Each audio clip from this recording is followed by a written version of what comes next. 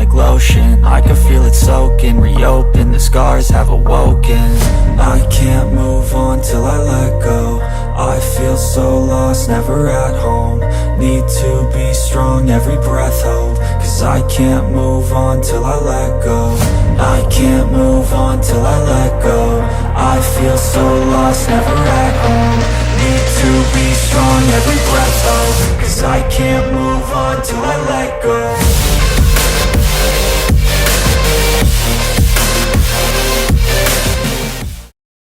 Oke, selamat berjumpa lagi kawan-kawan mahasiswa. Ini saya sedang berada di Lawang Sewu, salah satu gedung bersejarah yang ada di Indonesia yang terletak di Kota Semarang. Dan saat ini saya bersama dengan salah satu pengelola, salah satu pemandu ya dari Lawang Sewu, Pak Toto ya, Pak Toto yang nanti akan menceritakan tentang sejarah berdirinya Lawang Sewu dan ada apa saja di Lawang Sewu dan kaitannya dengan kehidupan berbangsa dan bernegara terutama di Indonesia. Nah, mungkin Pak Toto ya selaku pemandu mungkin akan kami tanyai beberapa hal. Yang pertama mungkin terkait dengan ini Pak, kenapa bisa dikatakan Lawang Sewu Pak? Itu mungkin bisa disampaikan untuk menambah pengetahuan kita semua. Nah, pertama-tama ini saya kenalkan juga ya, nama saya Pak Toto, saya guide-nya wisata Lawang Sewu. Jadi guide juga baru 21 tahun. Ya. Akan saya ceritakan tentang asal-usulnya Lawang Sewu. Jadi Lawang Sewu itu dibangun tahun 1904, selesai 1907 untuk kantor kereta api zaman Belanda, pusatnya di Kota Semarang di Lawang Sewu. Gedung B itu juga dibangun tahun 1916 sampai 1918 yang ada bunker, dan bunker itu fungsinya untuk AC-nya alami, drainasenya, pendingin ruangan. Jadi Lawang Sewu kenapa dikatakan banyaknya pintu? Nah, banyaknya pintu itu fungsinya untuk mempermudah cara mereka bekerja juga. Jadi Lawang Sewu dihitung jangan dari lubangnya, dihitung dari kelipatan daun pintunya. Daun pintunya tidak ada 1000, hanya 928 pintu. Cuman masyarakat umum dibulatkan jadi 1000 atau 1000. Lebih mudah ngucapinnya Lawang Sewu atau pintu 1000 seperti itu. Dan fungsinya banyak pintu itu untuk mempermudah kita. Contohnya seperti gerbong kereta api. Kita kalau mau ke kanan bisa, ke kiri bisa. Dan kita kalau mau ke belakang tidak perlu lewat kanan, lewat kiri, kita lewat tengah saja. Jadi kalau kita naik kereta api, ngelompat dari gerbong ke satunya seperti itu. Terima kasih Pak Toto ya. Tadi sudah jelas bahwa Lawang Sewu itu mulai ada itu tahun 1904 ya, dan itu tadi sebagai gerbong kereta api tadinya ya Pak. Kantor. Sebagai kantor ya, kantor dari PT KAI ya. Iya. Ya yang Belandanya, kalau Lawang Sewu itu orang Indonesia bilang karena banyaknya pintu, tapi kalau Belanda NIS yang artinya Nederland Indische Spoor Maskapai. Jadi pusatnya kantor kereta api di Jawa Tengah di Lawang Sewu. Nah, seperti pertempuran 5 hari Semarang itu setiap tanggal 14 Oktober Indonesia melawan Jepang. Jadi Jepang di Lawang Sewu, Indonesianya di Tugu Muda. Dimenangkan oleh Indonesia. Karena antara pertempurannya itu dekat tidak jauh, Lawang Sewu dan Tugu Muda. Kenapa Indonesia bisa menang? Ya, karena rakyat kita satu nekat, kedua berani mati. Jadi bisa merebut dari tangan Jepang, merebut Lawang Sewu ini. Dan setiap tanggal 14 Oktober selalu diperingati pertempuran 5 hari Semarang di depan Tugu Muda atau di depan Lawang Sewu. itu kawan-kawan ya. Jadi Lawang Sewu itu tidak terlepas dari sejarah begitu ya Bapak ya.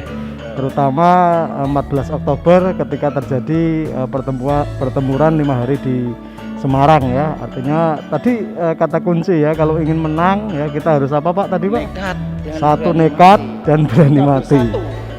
Bersatu ya. Tidak bersatu, tidak nekat, tidak berani mati, belum tentu bisa mengusir penjajah yang ada di Indonesia ini. Jadi generasi muda harus berani nekat ya. Nekat dalam hal yang positif ya Pak. Hal yang benar loh, nekat hal yang tidak benar. nanti repot sendiri kan. Baik Bapak, ini kan tadi kok sebetulnya ada pintunya tidak 1000 ya, tidak sampai 1000, artinya sampai 900, tapi ketika orang Jawa kemudian ya dibulatkan. Nah, apakah masing-masing pintu itu punya apa namanya sejarahnya Pak, atau memang itu sebagai apa kira-kira pintu-pintu itu, atau ada namanya mungkin atau Ya, tidak? namanya itu pintu-pintu itu saking banyaknya dikatakan lawang sewu gitu, yang untuk mempermudah cara mereka bekerja juga seperti itu. Jadi sejarahnya memang buat kantor gitu.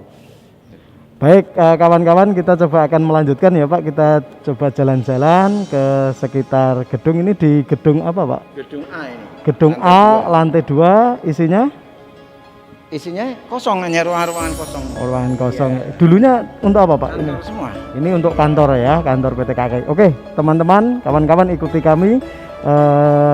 Kita akan jalan-jalan, coba akan melihat beberapa apa namanya lokasi-lokasi yang sangat bersejarah untuk kita kenang ya. Artinya ini betul-betul generasi muda yang hebat, itu generasi yang kenal sejarah ya. Salah satunya adalah ini bukan sejarah hanya kota Semarang, bukan hanya Jawa Tengah, tapi ini adalah sejarah Indonesia yang harus kita kenal. Oke, ikuti kami.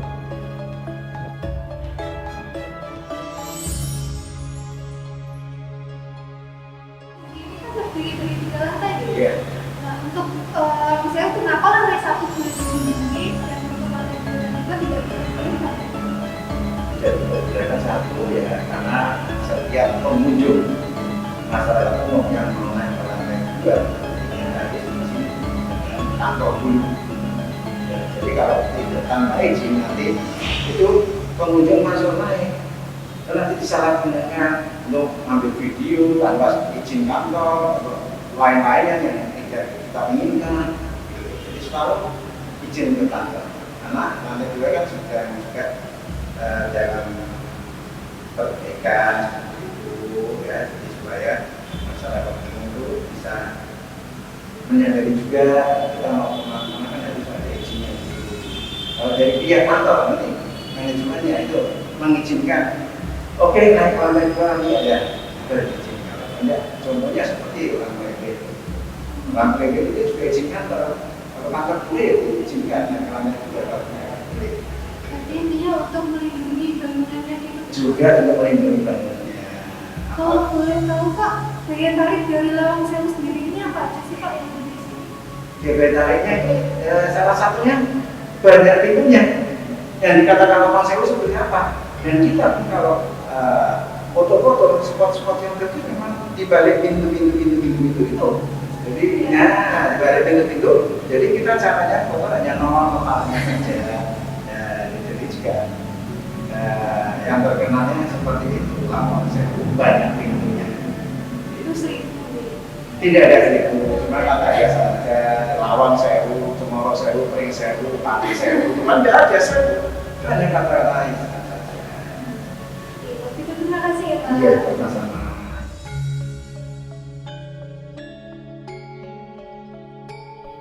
Baik kawan-kawan, sekarang kita berada di depan gedung ya, gedung Lawang Sewu.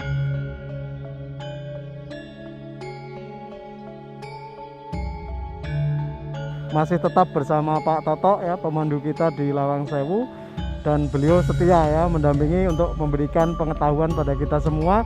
Mungkin Pak Toto ini sebelum kita berakhir untuk sesi wawancara ini akan menyampaikan beberapa hal terutama kaitannya dengan sejarah ya, karena ini memang bagaimana kita kemudian sebagai generasi ya selanjutnya gitu ya Pak, generasi selanjutnya kita apa namanya mengenang kembali sejarah untuk memperkuat semangat kita. Tadi ada istilah wani nekat wani mati ya, artinya kita harus punya semangat kebangsaan yang tinggi. Baik Pak, mungkin bisa disampaikan kaitan di Lawang Sewu dengan apa namanya sejarah ya perjuangan bangsa Indonesia, monggo.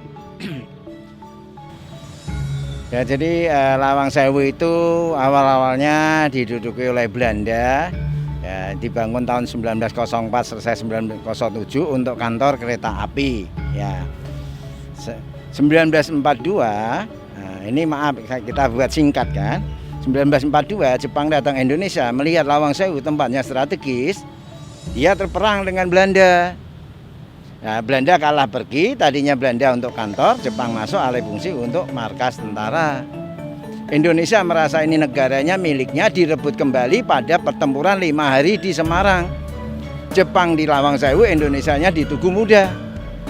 Dan sampai sekarang, setiap tanggal 14 Oktober selalu peringati pertempuran 5 hari di Semarang, 1 tahun sekali. Posisinya, letaknya ada di daerah lingkungan Tugu Muda itu.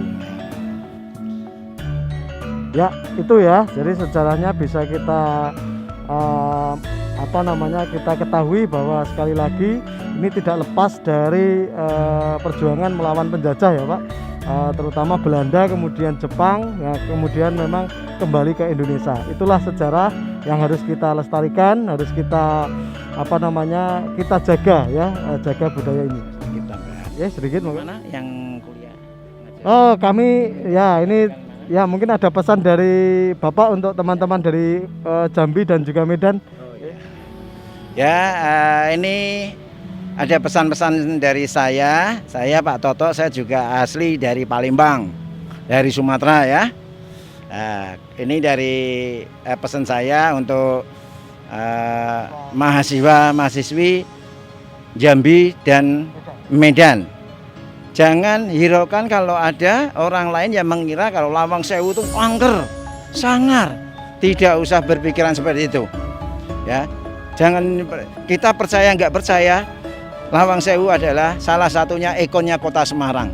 Jadi kita tetap ceritanya bersejarah, tidak cerita tentang mistis. Nanti kalau cerita tentang mistis jadinya ini gedung mistis. Karena ini gedung bersejarah, gedung perjuangan 1945 ya. Jadi setiap tanggal 14 Oktober 1945 itu memperingati pertempuran 5 hari Semarang antara Jepang di Lawang Sewu, Indonesia di Tugu Muda. Jadi buat anak-anak mahasiswa, mahasiswi yang ada di Lampung dan Medan, Lampung dan Jambi, ya. Oh Jambi dan Medan ya, maaf ya, Jambi dan Medan, supaya kita jangan mendengarkan isu-isu yang tidak bertanggung jawab. Lawang Sewu itu angker, Lawang Sewu ini dan itu, mistisnya jangan percaya.